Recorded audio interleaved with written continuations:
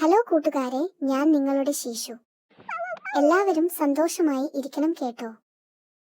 ഇന്ന് നമുക്കൊരു കഥ കേട്ടാലോ കൂട്ടുകാരെ? കഥ കേൾക്കാൻ ഇഷ്ടമാണോ? നിങ്ങൾക്ക് കേട്ടുകഴിഞ്ഞാൽ ഇഷ്ടമായോ എന്ന് ശീശുനോട് പറയണേ.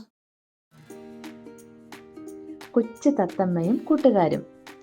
പണ്ടൊരിടത്ത് ഒരു കൂട്ടിൽ കൊച്ചു തത്തമ്മക്കുട്ടി ഒറ്റയ്ക്ക് സങ്കടപ്പെട്ടിരിക്കുകയായിരുന്നു. അതിൻ്റെ അമ്മ ദൂരെ എവിടേക്കോ പോയതുകൊണ്ട് തത്തമ്മക്കുട്ടി കരച്ചിലടക്കാൻ പാടുവിട്ടു. ചിൽ ചില്ലെന്ന അതിൻ്റെ സങ്കടം നിറഞ്ഞ ശബ്ദം കേട്ട് ഒരു കാക്കക്കുഞ്ഞും ഒരു പൂച്ചക്കുഞ്ഞും അവിടേക്ക് വന്നു. തത്തമ്മക്കുട്ടിയുടെ കണ്ണുനീർ കണ്ടപ്പോൾ അവർക്ക് വല്ലാത്ത വിഷമം തോന്നി. നമുക്കതിനെ സഹായിക്കണം, കാക്കക്കുഞ്ഞ് ദൃഢനിശ്ചയത്തോടെ പറഞ്ഞു. കാക്ക ഉടൻ തന്നെ ചിറക് വിരിച്ച് അമ്മ തത്തയെ തേടി പറന്നുപോയി. പൂച്ചക്കുഞ്ഞാകട്ടെ തത്തമ്മക്കുട്ടിയുടെ അടുത്തേക്ക് ചെന്ന് കൂട് പതിയെ തട്ടിക്കൊണ്ട് അതിനെ സമാധാനിപ്പിക്കാൻ ശ്രമിച്ചു. അധികം വൈകാതെ കാക്കക്കുഞ്ഞ് അമ്മ തത്തമ്മയുമായി തിരികെ എത്തി.